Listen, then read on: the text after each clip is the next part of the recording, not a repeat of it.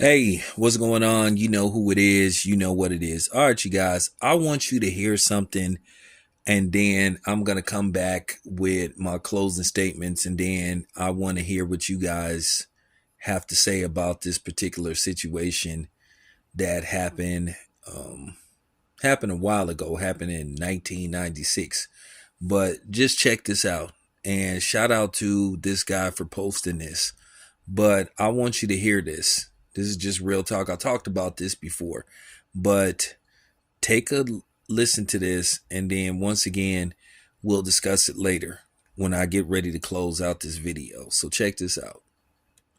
Where do you get off stating that one of my teammates is a homosexual? Where are your facts? Do you know how detrimental that is to a guy I such don't as Troy? state that at all. This book is about a very troubled, paranoia-plagued relationship, or lack thereof, between your quarterback, Troy Aikman, and Barry Switzer that disintegrated over a 2-year period to where they didn't even speak the last couple of months of last season.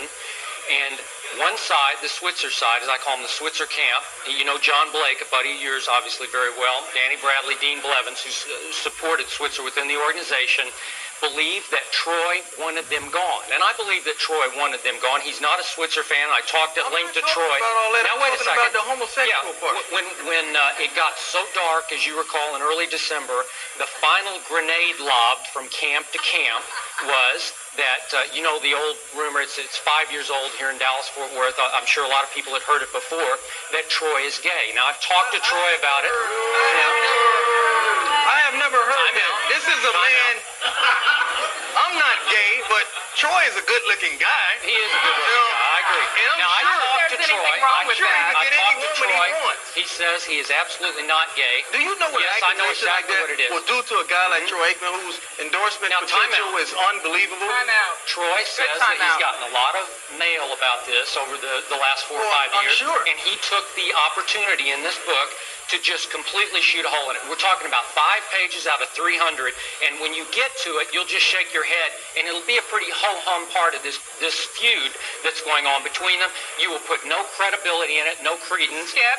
And Troy took the opportunity to put it to bed. Journalism once and for all. 101. Journalism 101. Right. You do not print rumors. A Yeah. rumor is just that. This It's a was- rumor. We're getting completely off the subject of the It's- book. you know, I mean, that's this the is such a most tiny inflammatory part part of of it. What about this, Skip? How Troy, Barry, Jerry, and Dion, and Emmett, and Michael won it all in spite of Well, themselves? it's What kind of here's statement the is that? cornerstone. You tell me what you think of this quote from Troy Aikman. He told me on February 15th, 2 weeks after the Super Bowl, that from what he knows about what went on inside your team, what you accomplished as a team was the greatest achievement in sports history. Now, you were a two-touchdown favorite in the Super Bowl. Would you agree with that statement? That's a hell of a way to clean that up, Skip. But I'm not buying it. No, seriously, that's a pretty I strong mean, statement. when you write a This is book what the like book this, is Skip, about. excuse me, when you write a book like this, are you looking for controversy to sell your book? No. Are you writing facts or beliefs Dion, of that's yourself? a great story. That's a significant story to tell. If what he overcame, let's just say it was just Troy's overcoming some of the things that were inflicted upon him by Barry Switzer and company, and they're all detailed. I talked to everybody at length for the book, and I back everything up with the quotes. Again, the gay thing is such a small part. It's You'll not a see- small yes, part it is. unless If it's you yourself. read, but you haven't read the book, and if you it's- did, if you'd it's say yourself. it was a small part. I I read can't the say book. that. I read the book.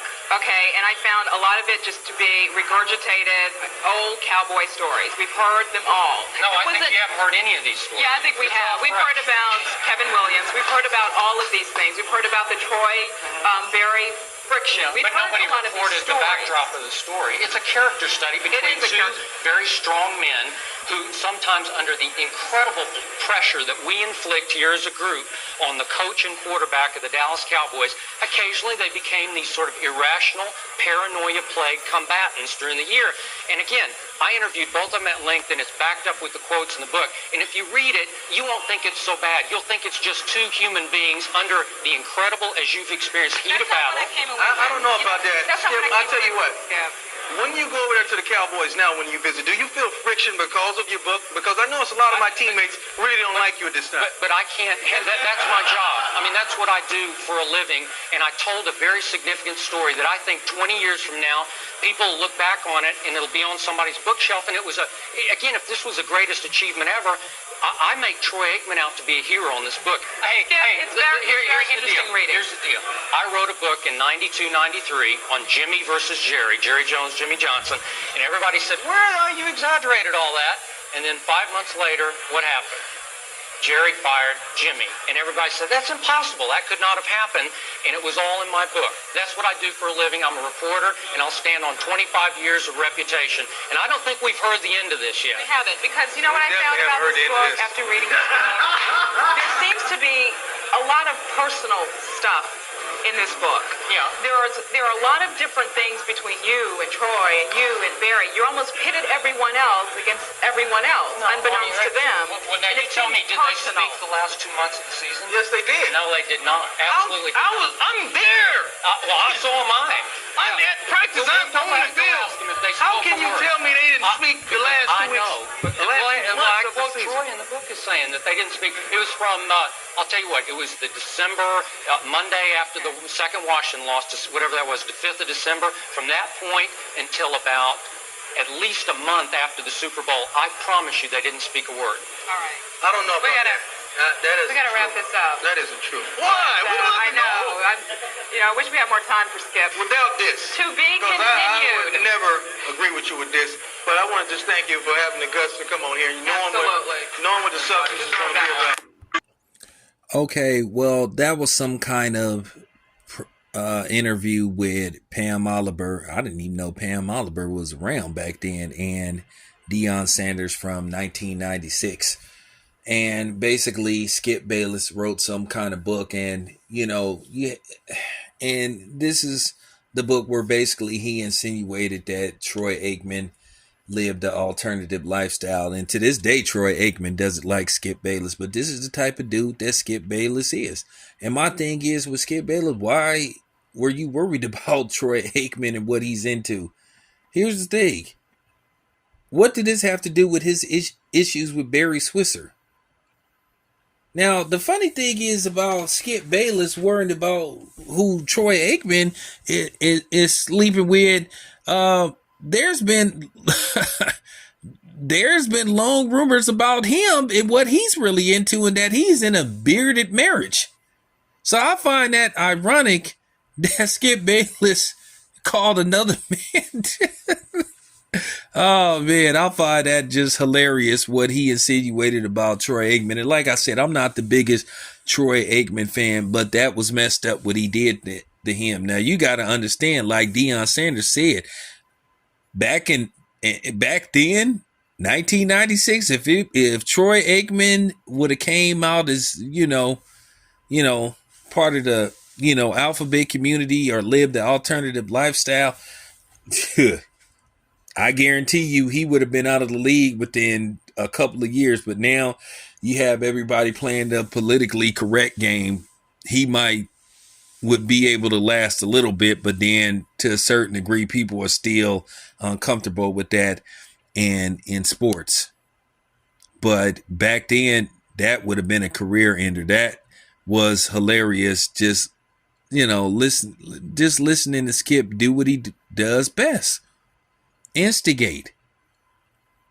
And you seen Pam Oliver get on him and say journalism 101, you don't spread rumors about somebody. So, like I said, this is Skip Bayless personality. This is who he is. He's a shit starter. He's an instigator.